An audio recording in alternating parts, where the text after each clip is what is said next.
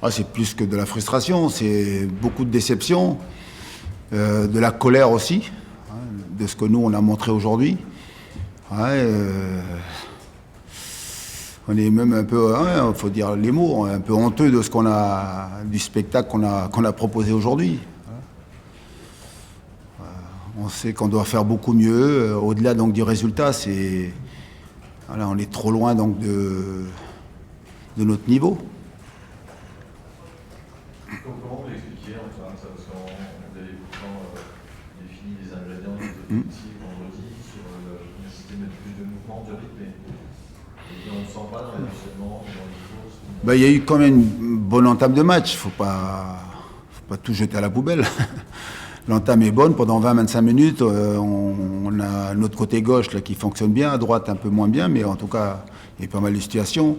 Mais par contre, ça manque d'agressivité, ça manque de percussion, ça manque de présence dans la surface d'opération adverse. Et puis surtout, là, on n'a pas été capable de valider ces temps forts. Et puis après, bien sûr que dès qu'eux, ils ont commencé à venir avoir une incursion donc, dans notre défense, une deuxième, on a senti de la fébrilité.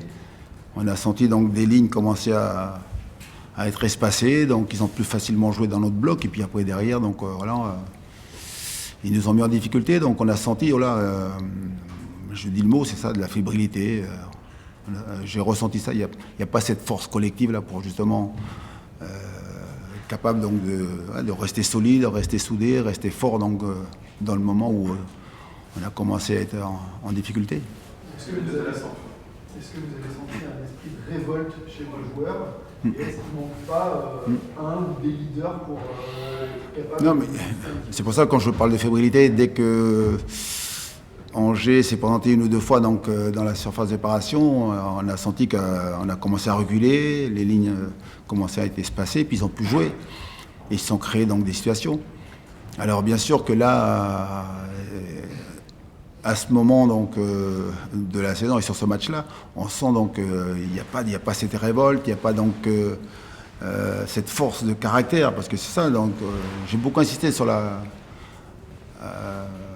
les demi-temps, c'est force de caractère, avoir donc une solidité mentale pour justement donc, se détacher donc, de l'enjeu et puis jouer le match. Et aujourd'hui, voilà, il ne peut pas avoir cette révolte parce qu'on sent de la fébrilité, on sent donc des joueurs qui manquent de confiance, voilà, tout simplement. Et là, on n'est plus disponible, on refuse le ballon, il n'y a pas de prise de risque, on sécurise les passes, on sécurise les contrôles et vous prenez à chaque fois un temps fou donc, pour pouvoir donc, développer votre attaque. Et ça permet bien sûr aux Angevins à chaque fois de se remettre en place. Donc c'est pour ça qu'on s'est créé peu de situations, à part donc aussi en deuxième mi-temps, il y a eu les deux frappes de Nico Kozza et la frappe de Pedro Chirivella, mais c'est trop peu pour pouvoir inquiéter et puis surtout faire mal à cette défense. Juste avant la pause, il y a les deux premières alertes côté Angevin avec Pelli et Goretzka.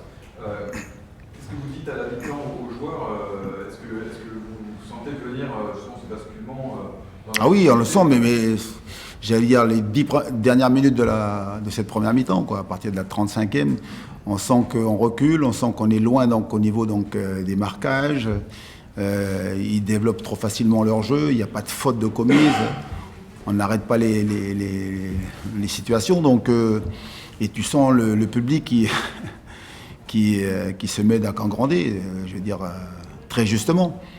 Et à la mi-temps, le discours, c'est de dire qu'il faut rester costaud, il faut surtout donc avoir montrer du caractère, montrer de la personnalité, et puis surtout continuer donc à être solide, à bien défendre, et puis jouer pour aller donc poser des problèmes. Mais à la mi-temps, oui, on ressent ça quoi, dans le vestiaire, et il a fallu donc remobiliser tout le monde, leur dire qu'on est quand même à 0-0, on a un point, donc il faut bien travailler pour aller donc transformer ce point donc en victoire. C'est compliqué. Vous avez évoqué le public qui commençait à gronder. À la fin du match, ils ont réclamé à vous voir. Je ne sais pas si vous avez entendu, ils vous ont appelé. Non, je suis resté dans le vestiaire. Moi. Voilà. Qu'est-ce que vous avez à leur dire? Vous pouvez peut-être échanger avec vous. Est-ce que vous avez eu un écho de ça? Mais moi, j'ai déjà demandé. Alors, c'est pour ça qu'on n'est pas là pour... Moi, je ne suis jamais sorti, moi. Donc, je suis toujours...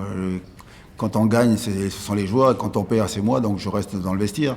Mais j'avais demandé, moi, en début de saison, donc la saison dernière, d'échanger avec eux, ils n'ont pas voulu. Donc là, aujourd'hui, après, je comprends leur déception, je comprends donc leur colère, leur mécontentement. Voilà.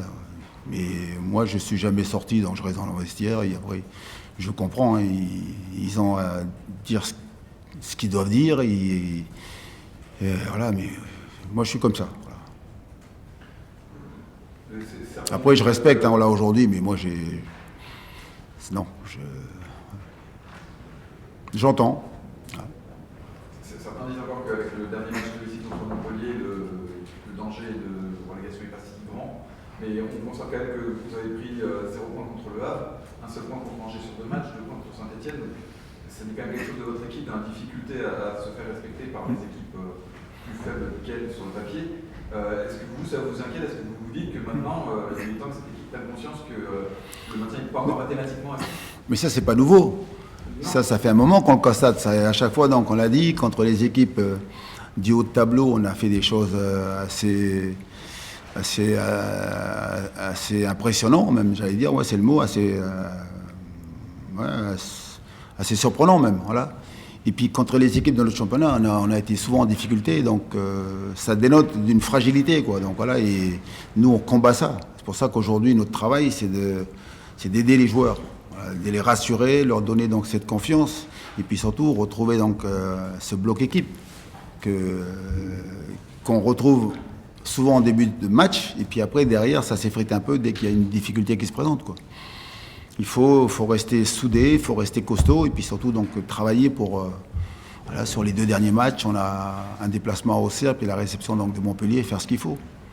Après donc je l'ai dit, nous on a gardé confiance en ce groupe parce que donc c'est avec eux qu'on va chercher le maintien et voilà, donc il faut leur faire confiance, il faut les aider dans un moment difficile. C'est notre rôle.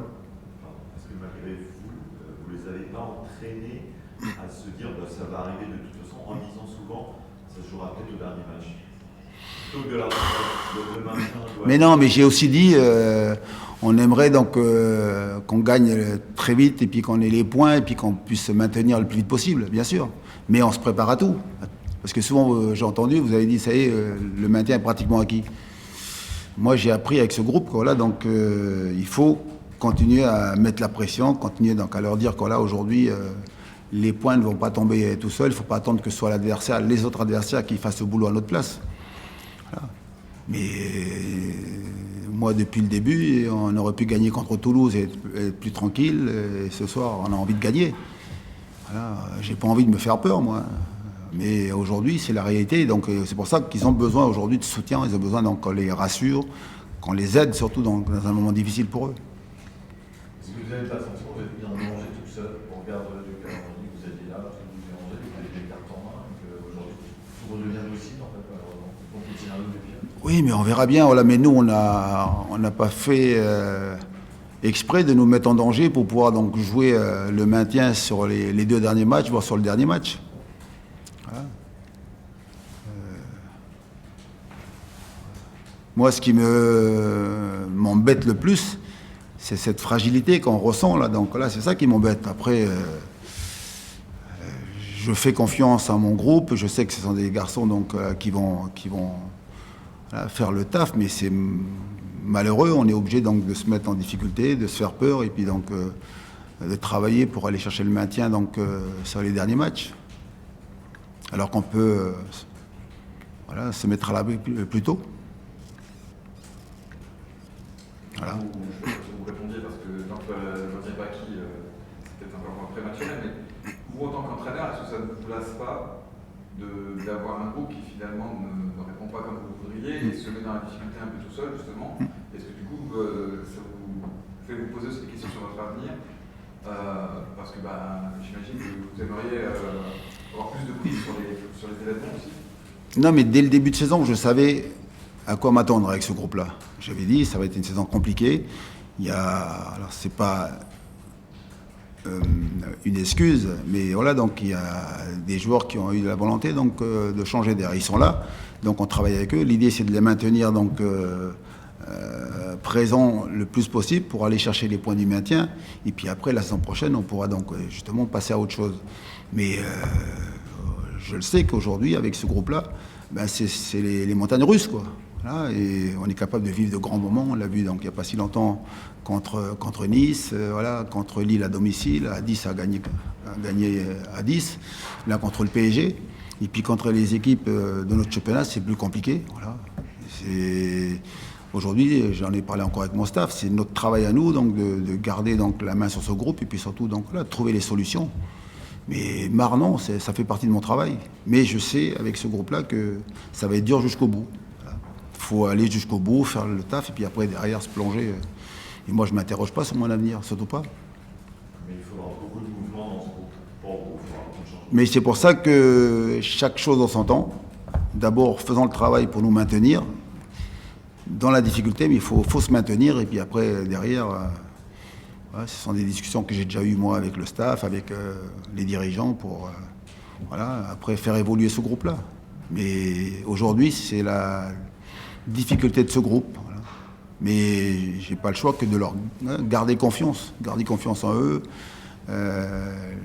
travailler pour qu'on aille chercher les points du maintien. Parce que je sais toujours par expérience que c'est avec ce groupe-là qu'on va s'en sortir. Après, j'entends les critiques, et aujourd'hui, ce sont des critiques qui sont légitimes, quoi. Là, les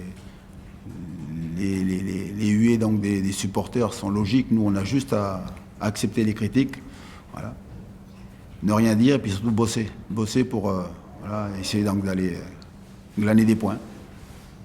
Vous avez regardé attentivement la fin du match du Havre? Non, non. Aujourd'hui, là, j'ai envie de rentrer chez moi et puis voilà, être avec mon épouse tout simplement. Puis préparer surtout la semaine, semaine compliquée, difficile. Voilà, merci à vous.